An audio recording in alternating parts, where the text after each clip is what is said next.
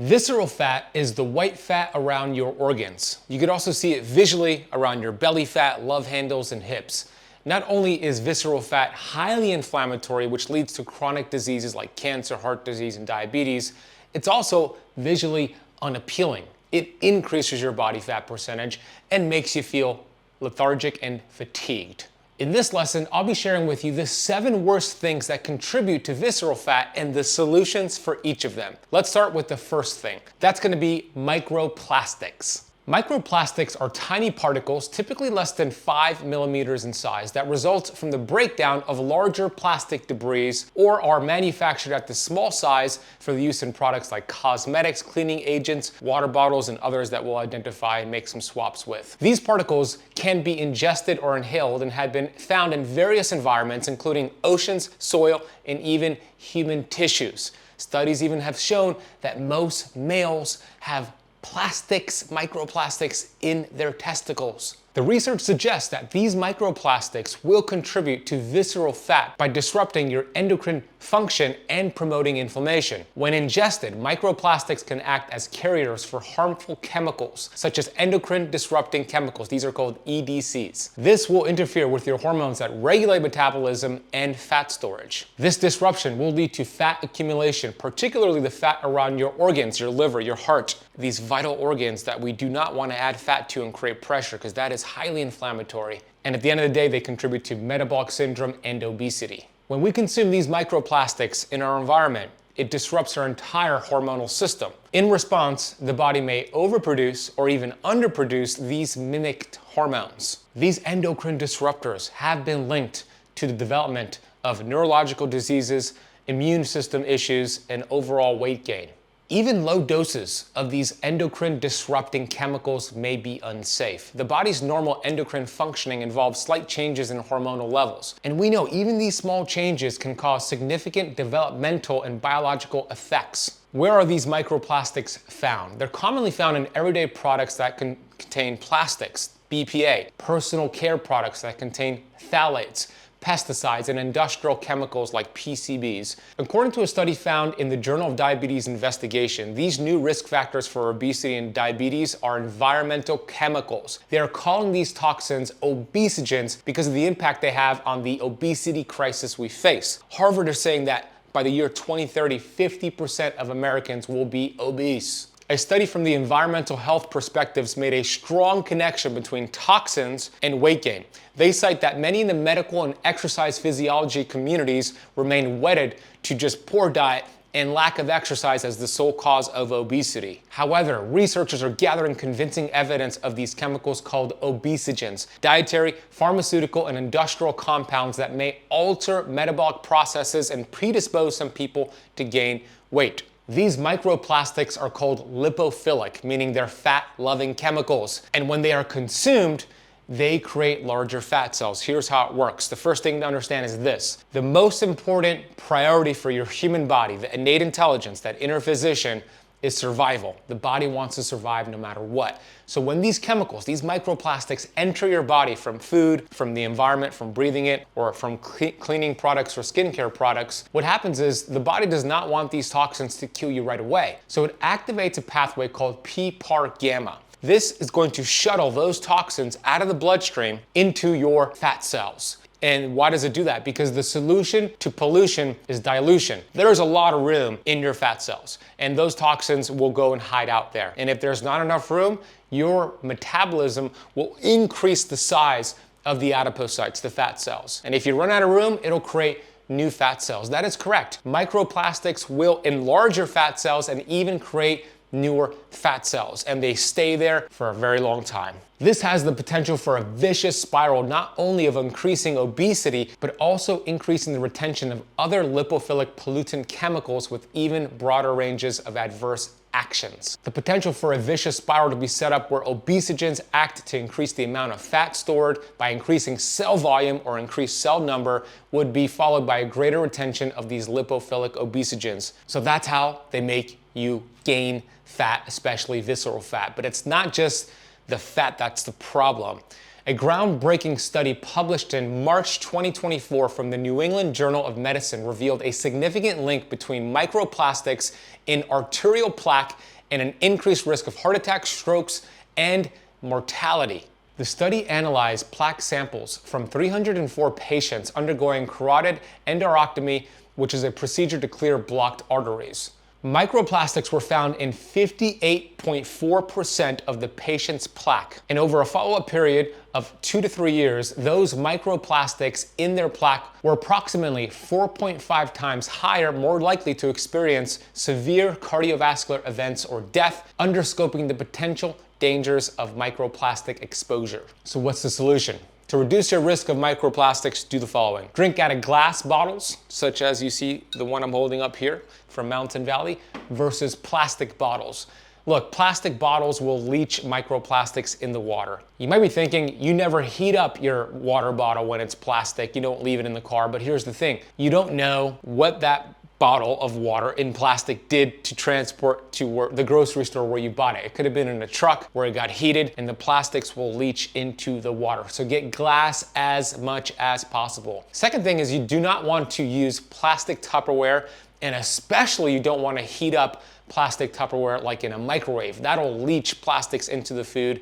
Even if you're not heating it up, but storing it in the fridge, it'll still leach plastic, especially if there's fat in that food, from the plastic Tupperware. So use glass Tupperware as much as possible. You also want to switch from plastic cutting boards to wooden cutting boards, because plastic cutting boards, although you may not see it, when you cut your meat or your protein or your onions and your garlic, whatever it is, there are tiny pieces of plastic that go into the food. But with wood cutting boards, you don't have the issue, so switch to wood cutting boards. And lastly, be sure to rinse your dishes before you put food on it. Even if it's sitting right there on the counter, there's microplastics in the environment and your dishes could accumulate the plastic, so simply rinse it off before you add food to your plate. The second worst thing contributing to visceral fat is high fructose corn syrup.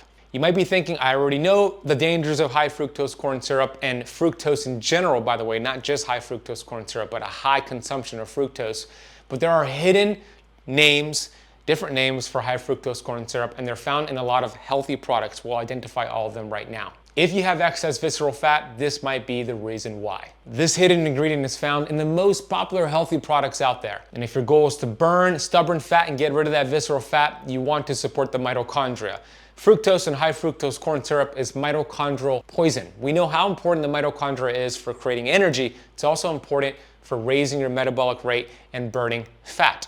Every cell in your body has mitochondria with the exception of red blood cells. The mitochondria produce an energy currency called ATP, and the more ATP you generate, the more calories you burn. With the consumption of high fructose corn syrup, it lowers the production of ATP and lowers your metabolic rate, causing you to store visceral fat around your organs. When you consume too much fructose or high amounts of high fructose corn syrup, it destroys your mitochondria and its ability to produce energy. Not only does this slow down your metabolism, it raises inflammation at the cell level, preventing your fat-burning hormones from getting into the cell and doing its job. High fructose corn syrup does not trigger the same feelings of fullness as other nutrients, leading to increased food intake. This lack of satiety can cause individuals to eat more than necessary, contributing to visceral fat. High fructose corn syrup leads to insulin resistance, a condition where the cell's bodies become less responsive to insulin.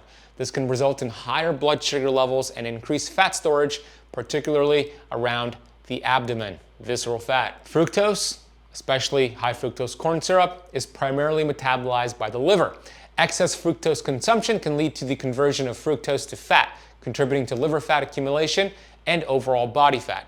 High fructose corn syrup can disrupt normal metabolic processes, leading to the issues such as metabolic syndrome, which includes a cluster of conditions such as increased blood pressure, high blood sugar levels, excess body fat, especially visceral fat, and abnormal cholesterol levels. This metabolic dysregulation can make it harder to lose weight. When I interviewed author of Nature Wants Us to Be Fat, his name is Richard Johnson, on my Metabolic Freedom podcast, he showed that this ingredient, fructose, is what bears consume before they hibernate to put as much visceral fat as possible on their body. High fructose corn syrup can lead to higher levels of triglycerides in the bloodstream, which are a type of fat. Elevated triglyceride levels can promote fat storage and weight gain, particularly visceral fat. High fructose corn syrup can lead to oxidative stress and inflammation in the body. Chronic inflammation is linked to obesity and can hinder weight loss efforts by interfering with metabolic processes. So here are the hidden names of high fructose corn syrup that are found all over the place. You want to read the ingredients and make sure it does not contain any of these hidden ingredients. The first one is the obvious, high fructose corn syrup. But here are the other names for high fructose corn syrup. Corn syrup, glucose fructose syrup, isoglucose, maize syrup, fructose glucose syrup, tapioca syrup, fruit fructose glucose syrup, and high fructose maize syrup.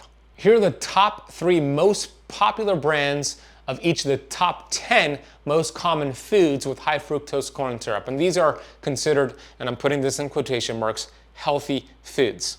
The first one is going to be found in yogurt. The top 3 brands that contain high fructose corn syrup are Yoplait yogurt, Dannon Fruit on the Bottom yogurt, and Activia Light. Healthier swaps that do not contain high fructose corn syrup are the following: GT's Cocoa Yo, Wallaby Organic Aussie Greek Yogurt, Maple Hill Creamery 100% grass-fed organic kefir. Then we have granola bars. Here are the top 3 brands that contain high fructose corn syrup: Quaker Chewy granola bars, Nature Valley Sweet and Salty Nut Bars, and Kellogg's Nutri-Grain Bars. Healthier swaps. Well, ideally these are not, granola is not to be used to get rid of visceral fat, but if you're gonna choose a healthier granola that does not contain high fructose corn syrup, I would recommend Purely Elizabeth's granola. It's better than most options. Then we have protein bars. Here are the top 3 protein bar brands that contain high fructose corn syrup: Power Bar, MetRx Big 100 bars, and Cliff Builders protein bars. Healthier swaps are going to be Paleo Valley's beef sticks, Epic protein bars, and Bulletproof collagen protein bars. Then we have breakfast cereals that are loaded with high fructose corn syrup. Here are the top 3 brands to avoid: Kellogg's Frosted Flakes, Fruit Loops, and General Mills Trix. If you're looking for a healthier swap for cereals without the high fructose corn syrup, then go with 3 Wishes cereal and Catalina Crunch. Although it's not the best, it's better than most cereals. Then we have smoothies and fruit juices. Now, they may contain high fructose corn syrup, but smoothies and fruit juices also contain a high concentration of fructose,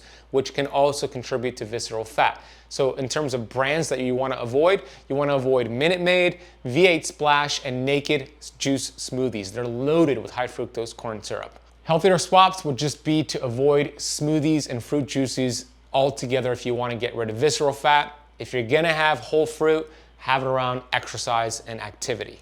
Then we have salad dressings that are loaded with high fructose corn syrup. Here are the top 3 brands: Kraft salad dressings, Hidden Valley Ranch, and Ken Steak House dressings. Avoid those. Healthier swaps are going to be Primal Kitchen's salad dressings. Those are my go-to. Next we have condiments like ketchup and barbecue sauces. Here are the top brands to avoid that contain high fructose corn syrup: Heinz ketchup, Hunt's ketchup, Del Monte ketchup, Sweet Baby Ray's barbecue sauce, KC Masterpiece barbecue sauce, and Kraft Original barbecue sauce. Healthier swaps and brands that do not contain high fructose corn syrup are Primal Kitchen's barbecue sauce and ketchup, and Annie's organic ketchup. Then we have whole wheat and multi-grain breads. Let's talk about the brands to avoid: Wonder Bread, Sara Lee, and Arnold Brownberry Oro Wheat. These brands contain high fructose corn syrup. Healthier swaps, this is gonna be a tough one because I avoid bread in general, but if you're gonna go with one, go with Base Culture sourdough bread. Now let's discuss sports drinks that contain high fructose corn syrup and the top popular brands. The ones to avoid are Gatorade, Powerade, and All Sport electrolyte drinks. Healthier swaps would be just taking a high quality electrolyte sweetened with stevia. My favorite brands are Element, Redmond's Relight, Keto Chow, and Ultima. Those are safe. Next we have instant oatmeal. Here are the brands that contain high fructose corn syrup that you want to avoid: Quaker Oat instant oatmeal, Great Value instant oatmeal, and Market Pantry instant oatmeal. Healthier swaps would be to avoid oatmeal altogether if you're trying to burn visceral fat. Oatmeal promotes fat storage. A better breakfast option would be eggs and bacon cooked in butter. If you're wondering how to find all these healthier swaps, most supermarkets have them. I personally use a company called Thrive Market, which delivers these clean ingredients, a lot of the products that I mentioned, right to my door. It's kind of like Whole Foods supermarket meets Costco membership. And we have a special deal for you to get 30% off your first order with Thrive Market and a free gift when you use them. You can find a lot of these brands that do not contain high fructose corn syrup and are clean, and deliver it right to your door. Go to the link in the notes down below to check that out. The next item that causes visceral fat is artificial sweeteners. Artificial sweeteners will disrupt your gut microbiome and increase hunger. Studies suggest that artificial sweeteners are not properly metabolized inside of the body, and for some, it can raise insulin levels, which promotes fat storage. Artificial sweeteners are commonly used as sugar substitutes to provide sweetness without the calories associated with sugar. While they were initially believed to be healthy alternatives to sugar, emerging research suggests that these sweeteners may have unintended effects on the metabolism, including the potential to increase visceral fat. Visceral fat, as we established, accumulates fat around your internal organs, and it's very harmful, leading to various metabolic disorders such as insulin resistance, type 2 diabetes, and cardiovascular disease. One of the mechanisms by which artificial sweeteners may contribute to the accumulation of visceral fat is through their impact on the gut microbiome. Studies have shown that artificial sweeteners can alter the composition of gut bacteria in ways to promote glucose intolerance and metabolic syndrome. This dysbiosis can lead to increased inflammation and impaired regulation of fat storage, particularly the visceral fat. Additionally, some research indicates that artificial sweeteners may disrupt the body's natural ability to regulate energy balance by affecting insulin sensitivity and signaling pathways related to hunger and satiety. This disruption can lead to increased appetite and calorie consumption, further contributing to the accumulation of visceral fat. So here are the artificial sweeteners to avoid that contribute to visceral fat, and then the healthier swaps. You want to avoid sucralose. There was a study from May 2023 showing that sucralose causes DNA damage. In other words, it's genotoxic. You also want to avoid aspartame and a sulforaphane potassium called ACE-K. Healthier swaps are going to be stevia, monk fruit, allulose, xylitol, and erythritol. The next item on the list that leads to visceral fat is alcohol. Don't shoot the messenger, but I have to tell you the truth here. Alcohol is a poison to your body. Every sip of alcohol will increase inflammation, kill brain cells, and promote fat storage. That's because alcohol is a toxin. And when you consume this toxin, even if it's the cleanest alcohol in the world, and I'll give you the worst options versus the best options in a minute, your liver needs to prioritize getting rid of that alcohol. And your liver not only is a very important detoxification organ, it's a fat loss organ. And when it's confused or distracted because it's working on removing the alcohol, it's not burning fat, it's not detoxifying, and you have a whole cluster of problems that can occur. So let's discuss, if you choose to drink alcohol, what are the worst options out there? That's gonna be beer and wine. Let's discuss wine first. Dr. Zach Bush shared on my Metabolic Freedom podcast that the average California wine has 64 herbicides and pesticides in it. Pesticides contain glyphosate, and they're highly inflammatory. We'll talk more about them later. Additionally, there are 76 additives approved by the FDA for the use in winemaking, including toxins like dimethyl dicarbonate. Many of the most popular wines are full of additives and high in sugar. With beer, that's also a problem. Beer can decrease your testosterone levels for up to 24 hours and increase estrogen by 300%. So the infamous beer belly is just an estrogen belly.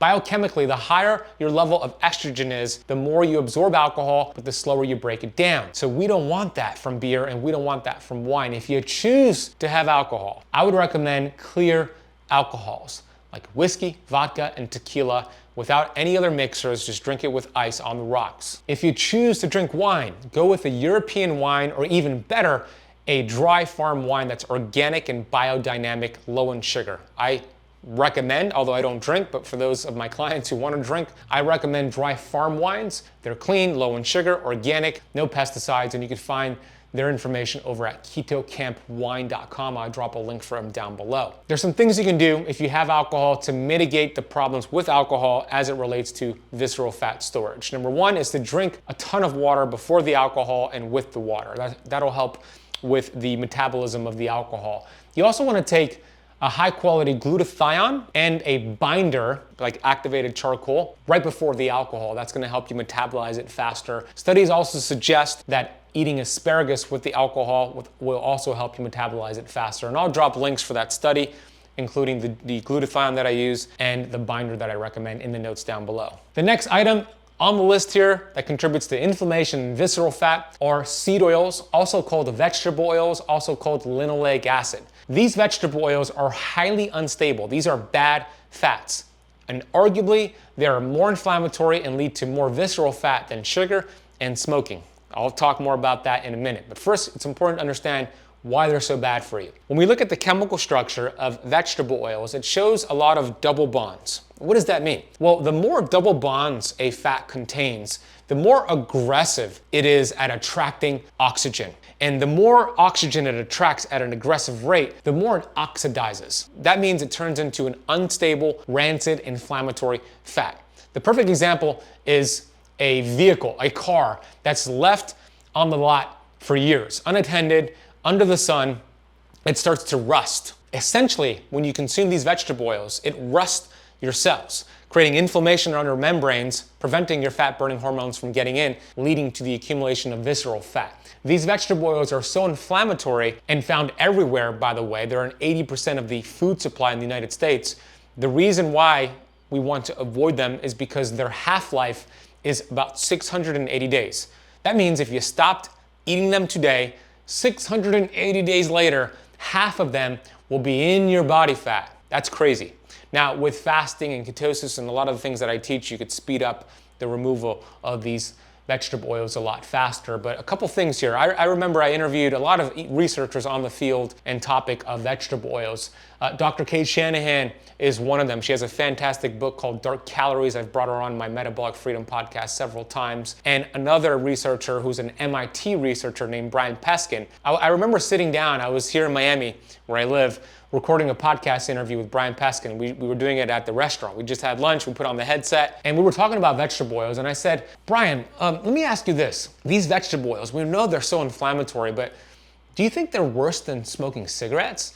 And he said, well, let's look at the research. He said, if somebody smoked 2 packs of cigarettes every day for 28 years, the chances of them developing lung cancer within those 28 years is 16%, 16%.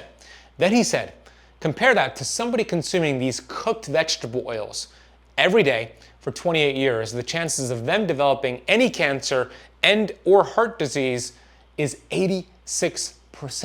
I asked Dr. 𝙎𝙬𝙎𝘾, who's a New York Times bestselling author, Kobe Bryant's nutritionist for the Lakers when he used to play back in the day, if Brian Peskin's research aligned with her research. She said, actually, it's closer to 100% disease is what she said. Dr. Kate said these vegetable oils are worse than smoking and sugar combined. In a recent study from Dr. Martin Grutfeld showed that 5 ounces of French fries cooked in vegetable oils produced enough aldehyde content that are not dissimilar to those arising from smoking 25 tobacco cigarettes. Let's unpack that. That means 5 ounces of French fries cooked in vegetable oil is about 25 French fries, which equates to about 25 tobacco cigarettes smoked. So 1 French fry fried in vegetable oil consumed is 1 cigarette smoked. Whoa. So let me give you a list of these inflammatory vegetable oils that promote visceral fat to avoid. Look at the ingredients and make sure you avoid these as much as possible. We have canola oil, called rapeseed oil in the UK, corn oil, cottonseed oil, sunflower oil, soybean oil, safflower oil, rice bran oil, grapeseed oil, refined peanut oil, and even fish oil is inflammatory as well.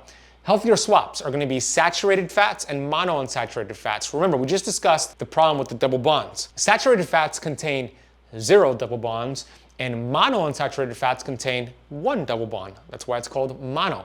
They're more stable, they lower inflammation, and they help you burn visceral fat. So my favorite swaps are going to be coconut oil, olive oil, avocado oil, butter, ghee, beef tallow, and duck fat, and even lard if it comes from organic pastured pigs. The challenge is when you go to restaurants. Most restaurants, almost 100% of restaurants, even fancy restaurants, will cook their foods in vegetable oils. So I personally use my seed oil allergy card where it shows, dear chef, I have an allergy to these vegetable oils, and it lists all 9 of them. Can you make the swap to safer options, which lists the healthier options? You just show this to the server. and they accommodate and make that swap and switch for you so you don't take the hit. Remember, it's 680 days for half of them to get rid of inside of your body. You can get the seed oil card for free over at 𝙎𝙬𝘽𝙎𝙾.com.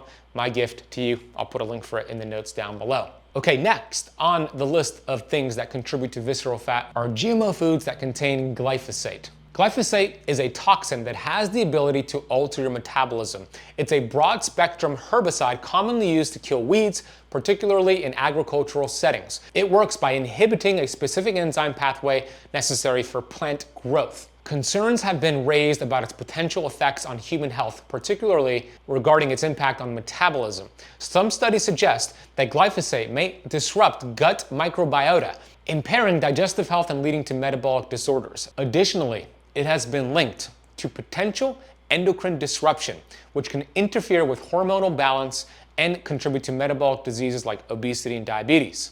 MIT researchers Stephanie Seneff and Nancy Swanson published data showing strong correlations between the application of glyphosate on the US food supply and specific diseases. So you can see on the screen here, they showed a direct link between the application of glyphosate and dementia. They showed a link between glyphosate and diabetes, autism as well, Parkinson's disease, and even Alzheimer's. So what do you do? How do you avoid them? That's where I'm going to share with you the Dirty Dozen versus the Clean 15. The Dirty Dozen are the top 12 most common foods that are sprayed with glyphosate. When you consume these foods, they chelate vitamins and minerals from your body, starving your cells and not allowing your mitochondria to produce energy and burn fat, creating metabolic dysfunction. So the Dirty Dozen are the foods you want to make sure if you consume them are always organic, non-GMO. Here's the list of the Dirty Dozen. Strawberries, spinach, kale, collard, and mustard greens we'll put in one category. Peaches, pears, nectarines, apples, grapes, bell and hot peppers, cherries, and blueberries. And lastly, green beans as well. I would add coffee and wine to that list personally. Then we have the Clean 15. These are foods that are commonly non-GMO and typically not sprayed with glyphosate. So if you choose to buy them, it's always best to go organic, but if you cannot find them organic, they're much safer for you. So the Clean 15 are avocados, sweet corn, pineapples, onions, papayas, sweet peas, asparagus, honeydew melons, kiwis, cabbages, mushrooms, mangoes, sweet potatoes, watermelons, and carrots. Other ways to avoid glyphosate or the removal of glyphosate from your body is to take high-quality fulvic and humic minerals, which has been shown to remove glyphosate from the body. I use a company and a product called Beam Minerals. If you go to beamminerals.com/KetoCamp and use the coupon code KetoCamp at checkout, you'll get a nice discount off your order. We'll drop a link for it down below. And the next item that creates visceral fat is high levels of stress and the hormone cortisol, and lack of sleep. We're going to pair this together. Sleep is the Swiss Army knife of metabolism. When you upgrade your sleep, every part of your metabolism upgrades. And the opposite is true. When you downgrade your sleep, every part of your metabolism downgrades. The health implications of inadequate sleep are extensive. Sleep deprivation is linked to an increased risk of obesity, diabetes, cardiovascular diseases, and various mental health disorders. The strain on the body from lack of rest exacerbates these conditions, leading to a cycle of poor health outcomes. Lack of sleep contributes to the accumulation of visceral fat in the 4 key ways. Number 1, increased blood glucose and insulin levels. Number 2,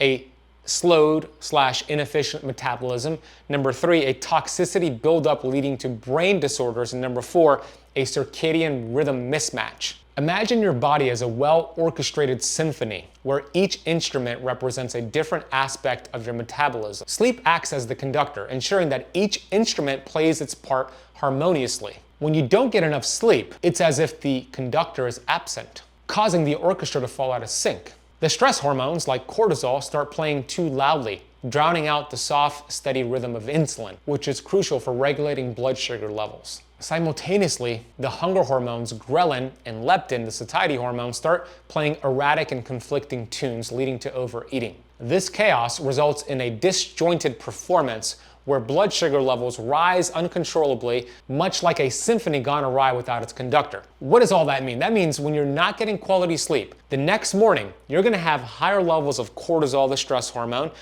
glucose, blood sugar levels fall cortisol. You're gonna be hungrier because it activates ghrelin, and you're gonna eat more inflammatory, high sugar, high processed foods. You're gonna be storing fat, and it's gonna be really hard to burn visceral fat with lack of sleep. Your metabolism activates your fat-burning hormones during deep delta sleep. You also manage stress and buffer stress much better when you get quality restorative sleep. And research backs this up.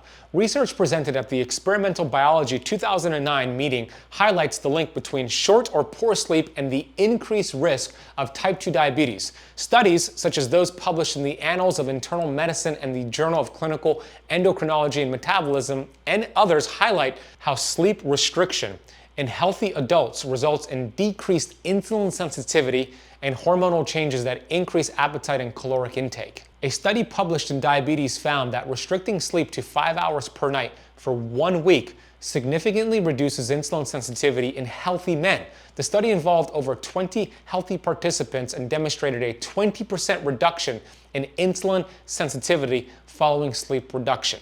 When all these processes happen, your metabolism will not be efficient. It will continue to pack on that white visceral fat, and it will prevent you from burning that fat. So you want to prioritize mastering your stress. You want to prioritize your quality of sleep. It's not necessarily about the total time of sleep, it's about the quality of sleep. You want to aim to get 90 minutes of REM sleep and deep delta sleep.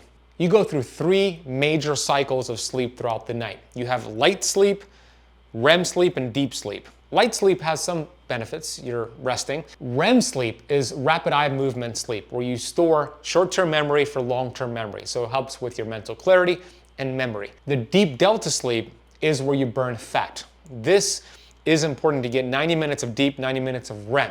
You can track your sleep with an Oura ring like I have, a Fitbit, an Apple Watch, a Whoop band. There's different devices out there. Aim to get 90 minutes of each. Here is how you can do that. Making your bedroom cold. 65 to 67 degrees Fahrenheit is where the studies show you get most of that deep sleep. You want your body temperature to drop 1 degree to enter that deep delta sleep. Making your bedroom as dark as possible will help. Wearing a sleep mask or having blackout curtains will help as well. Avoiding stimulation right before bed. That means artificial light and television, maybe wearing blue light blocking glasses at night will help as well. And lastly, no food at least 3 hours before bed will help you get that deep delta sleep. When you eat something and you're not actively burning those calories, your body is going to be in an inflammatory state. It'll raise your body temperature and prevent you from getting into deep delta sleep. So those are the top 7 things that lead to visceral fat. You avoid them, you're going to burn fat rapidly. If you loved this video, you're gonna love a video I just published on the 30-day protocol to lose up to 20 pounds in less than a month. It's a week-by-week protocol. The best part about this protocol, you don't have to suffer, you don't have to count calories, you don't have to rely on any restrictive dieting. In fact, it will be easy. After I personally went from being physically obese at 250 pounds to losing over 80 pounds in 9 months and going from 34% body fat to 6% body fat,